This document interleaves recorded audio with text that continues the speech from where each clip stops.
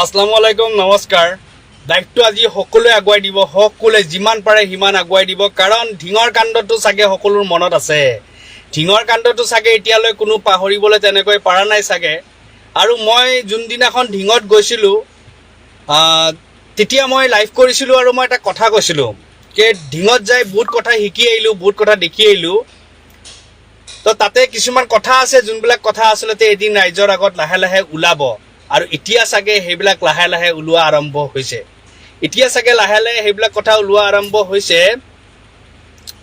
যি কথা তাতে কিছুমান বস্তু দেখি আহিছিলোঁ, শুনি আহিছিলোঁ, এতিয়া ৰাইজে সেইবিলাক লাহে লাহে গম পোৱা হৈছে।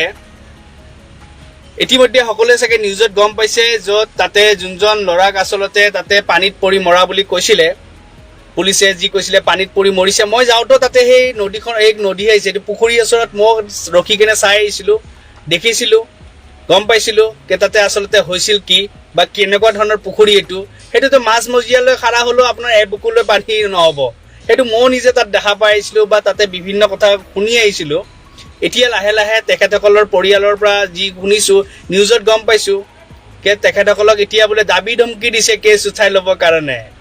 এতিয়া তেখেতসকলক অফাৰ কৰিছে বোলে কিবা 50 লাখ টকা, 2 বিঘা মাটি, 5টাকে ঘৰ অফাৰ কৰিছে। 50 কি কয় দালাল চক্ৰই, কোনোবা ডাঙৰ ডাঙৰ বিষয়াৰ কোনোবা দালাল চক্ৰই চাগে কৰিছে। এতিয়া কথাটো হৈ গ'ল, যদি সেইজন ল'ৰাই যদি ধৰ্ষণকাৰী আছিলে, যদি তাকে ইনকাউণ্টাৰ কি তাক যদি পানীত পৰি মৰিলে, ইনকাউণ্টাৰ ক'লে আকৌ বেয়া পাব নহয় তেতিয়াহ'লে এই অফাৰটো কিয়? যদি এই পৰিয়ালসকলে কোৱা কথাষাৰ যদি সঁচা হয়, তেতিয়াহ'লে এতিয়া সেই অফাৰ দিয়াৰ ওপৰত ব্যৱস্থা কেতিয়া হ'ব আৰু এই অফাৰ দিয়াৰ ওপৰত ব্যৱস্থা কেতিয়া ল'ব, এইটো স্পষ্ট কথা। আপোনালোকে শুনি লওকচোন কি কৈছে। এডিকুৱেট ক্ষতিপূৰণ বা কম্পেনচেশ্যন যাতে পৰিয়ালক দিয়া হয়, সেইটো কাৰণেও আমি মহামান্য ন্যায়ালয়ত আপোনাৰ আবেদনটো ৰাখিছোঁ। তফাৎজনক পিতৃ আৰু পৰিয়ালৰ সদস্যৰ দাবী, নগাঁও আৰক্ষীয়ে পৰিয়ালটোক গোচৰ উঠাই ল'বলৈ দিছে ভাবুকি।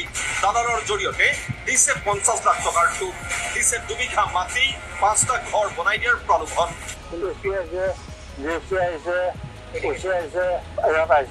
আমাক মাতি নিছে, নি পেলাই কৈছে তোমালোকৰ ফিজ এইটো ঘৰ হ'লেই এইটো বাদ দিয়া, কিমানটা হ'ব লাগে, কেছটো উঠাই ল'ব লাগে, বিঘা মাটি দিব, 50 লাখ টকা দিব আৰু 5টা ঘৰ দিব। মই কৈছোঁ মোৰ ঘৰ নালাগে। আপোনালোকে এতিয়া সকলোৱে শুনিলে নে কি দিছে অফাৰ? 50 লাখ টকা অফাৰ দিছে, 2 বিঘা মাটি দিছে, 5টা ঘৰ দিছে, কোনোবা কোনোবা বিষয়াৰ পৰিয়ালে নামবিলাক কৈছে। এতিয়া সেইসকল বিষয়া কোন আচলতে? সেইসকল বিষয়া কোন? কিয় অফাৰ দিলে? যদি সঁচাকৈ যদি ঢিংকাণ্ডত যদি সেইজন যাক পানীত পৰি মৰা বুলি ক'লে, যদি সেই ল'ৰাজন যদি সঁচাকৈ যদি অপৰাধী আছিলে, তেতিয়াহ'লে 50 লাখ টকা অফাৰ কৰা কি দৰকাৰ হয়? যদি তেখেত যদি সঁচাকৈ অপৰাধী আছিলে, যদি সঁচাকৈ ধৰ্ষণ কৰিছিলে, তেতিয়াহ'লে 5টাকে ঘৰ আৰু 2 বিঘা মাটি দিম বুলি কিয় ক'লে? আৰু কেছটো উঠাই ল'বলৈ কিহৰ কাৰণে ক'লে আচলতে? কিহৰ কাৰণে ক'লে? এতিয়াতোতো ভাই ৰহস্য ফাদিল হ'বই লাগিব। এতিয়াতো যদি এইখিনি কথা যদি এই পৰিয়ালৰ কথা যদি সঁচা, একদম খুদাৰ কচম খাই কিনে কৈছোঁ ন, খুদাৰ কচম খাই কৈছোঁ, ৰুবুল আহমেদ নাম হয়, অন্তত এই ঘটনাটোত এৰি নিদিওঁ। যোনে এইবিলাকত জড়িত আছে, যিমান হেভি পাৰ্টি হওক, যিমান ডাঙৰ বিষয়া হওক, যিমানখিনিলৈ তেখেতসকলৰ মানে যিমান দালাল চক্ৰ যিমান পাৱাৰফুল হওক, কৈছোঁ ন পূৰা একদম জোৰদাৰকৈ লাগিম, ইনশাআল্লাহ এইটো জোৰদাৰকৈ লাগিম। কাৰণ ঢিংকাণ্ডটোৱে আমাক বহুত অশান্তি কৰিলেতো, বহুত অশান্তি কৰিলে। যদি ল'ৰাজন দোষী হয় আৰু ল'ৰাজন পানীত পৰি মৰিছে, তেতিয়াহ'লে কেছ উঠাই ল'বলৈ প্ৰেছাৰাইজ কৰিছে কিয় ফেমিলিটো? কিয় কৈছে 50 লাখ টকাকৈ অফাৰ দিব? কিয় কৈছে 2 বিঘা মাটি দিব? কিয় কৈছে ঘৰ 5টাকে দিব? যদি সঁচাকৈ ল'ৰাটো অপৰাধী হয়, যদি অপৰাধী আজি মৃত্যুবৰণ কৰিছে, কিন্তু যদি অপৰাধী হৈ কিনেও কেছটো উঠাই ল'বলৈ যদি দাবী কৰিছে কোনোবা বিষয়া আৰু দালাল চক্ৰই, তেতিয়াহ'লে ইয়াৰ মাজত কিন্তু এটা বহুত ডাঙৰ ৰহস্য সোমাই আছে। আৰু একদম স্পষ্ট কথাৰে এটা কথা কৈছোঁ, আজি নিউজটো শুনিছোঁ কিন্তু এইটো এৰি নিদিওঁ, এইটোৰ কিন্তু হিচাপ কিন্তু আমাক লাগিব। এনেকৈ কাৰোবাক যদি বিনা দুখত বোলে মাৰি দিছে, বিনা দুখত বোলে ল'ৰাটো মাৰি দিছে, আৰু কোৱাৰ মতে কি যোনজন ল'ৰা বোলে মৃত্যু হৈছে, সেইজনৰ নাম আৰু যোনটো নাম নিউজত দেখাই আছে, ফটো দেখাই আছে, সেয়াও বেলেগ। মানে ইয়াৰ ৰহস্যটো কি? ফটো দেখুৱাইছে নিউজত বেলেগ, নামটো একে, ফটো দেখুৱাইছে বেলেগ আৰু মৰিছে বেলেগ। মানে মৰাজন এতিয়া এখেতসকলৰ ফেমিলিৰ মতে যদি চাব যোৱা যায়, যদি মানে এইখিনি কথা যদি সত্যতা আছে যে তেখেতসকলক 50 লাখ টকা আৰু 2 বিঘা মাটি আৰু 5টা ঘৰ অফাৰ কৰিছে, তেতিয়াহ'লে ল'ৰাটো নিৰ্দোষী আছিলে। তেতিয়াহ'লে কি কাৰণত ল'ৰাটোক মাৰিলে আচলতে? কি কাৰণত আৰক্ষীয়ে ল'ৰাটোক মাৰিলে নে এইটো পানীত পৰি মৰিলে? মানে কি হ'ল? আমাক এতিয়াতো লাগিব পুলিচ কাষ্টি দিবা আচলতে কেনেকৈ মৰিলে, পুলিচ কাষ্টি দিবা হাতত বান্ধি থকাৰ পিছত ল'ৰাটো কেনেকৈ মৰিলে। আমিতো ভাবি আছিলোঁ, চবেই অলপ মনত এটা সান্তনা লৈছিলোঁ, ঠিক আছে ল'ৰাটোৱে ধৰ্ষণ কৰিছে যে তাৰ অৱস্থা এইটো হ'বই লাগিছিলে, হ'ল। কিন্তু আজি এতিয়া চিন্তা হৈছে যি পৰিয়ালটোক 50 লাখ টকা অফাৰ কৰিছে, যদি তাক 2 বিঘা মাটি অফাৰ কৰিছে, 5টা ঘৰ অফাৰ কৰিছে, তেতিয়া ল'ৰাটো চাগে নিৰ্দোষী আছিলে। তেতিয়া নিৰ্দোষী ল'ৰাটোক কিয় তেনেকুৱা কৰা গ'ল আৰু নিৰ্দোষী ল'ৰাটোক কিয় ফচোৱা গ'ল, নিৰ্দোষী ল'ৰাটোক কিয় মৰিবলগীয়া হ'ল? খুদাৰ কচম খাই কৈছোঁ ন, অন্ততঃ এই ঘটনাটোত এৰি নিদিওঁ। যিমান আপোনালোকৰ পাৱাৰ আছে, আপোনালোকে লগা যোনবিলাক বিষয়া আছে, ক'লো ন 22 তাৰিখটোক মই সময় লৈছোঁ। 22 তাৰিখৰ পিছত ইনশাআল্লাহ এইটোৰ কিন্তু হিচাপ ল'ম। একদম স্পষ্ট ভাষাৰে কৈছোঁ, আইনী প্ৰকাৰেদি কেনেকৈ যাব লাগে, কি কৰিব লাগে, ইনশাআল্লাহ কৈছোঁ ন, এইটো কিন্তু হিচাপ ল'ম, এৰি নিদিওঁ।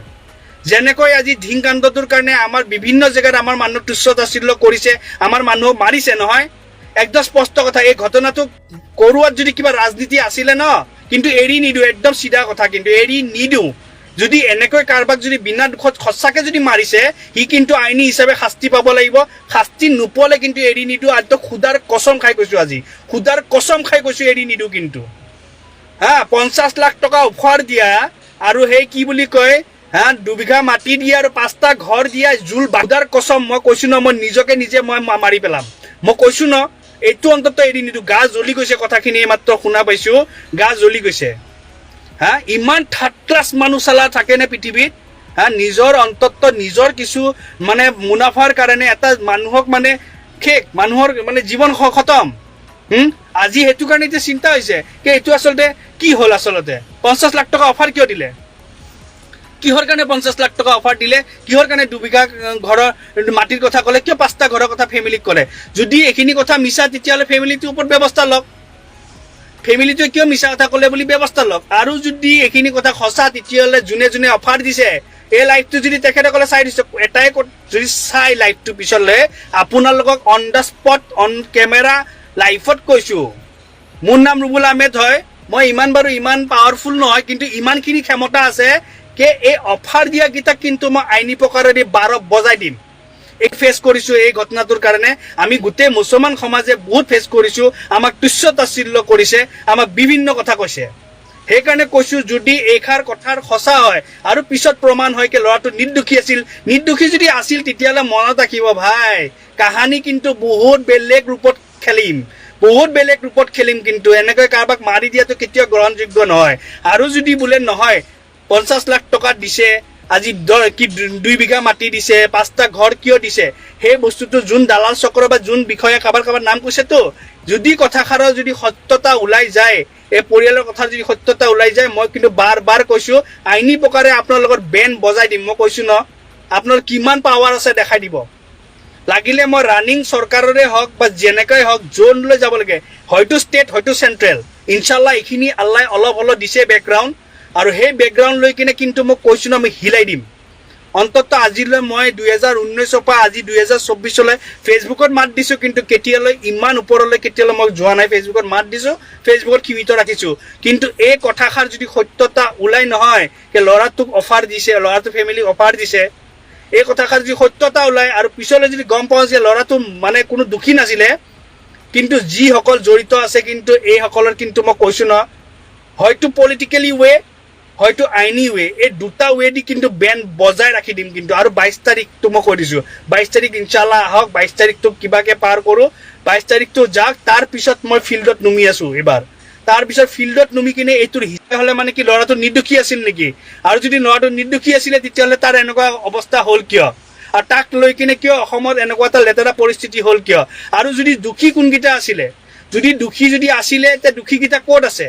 যদি দোষী লুকাই আছে, তেতিয়াহ'লে দোষীকেইটা কিয় এতিয়ালৈ বিচৰা নাই?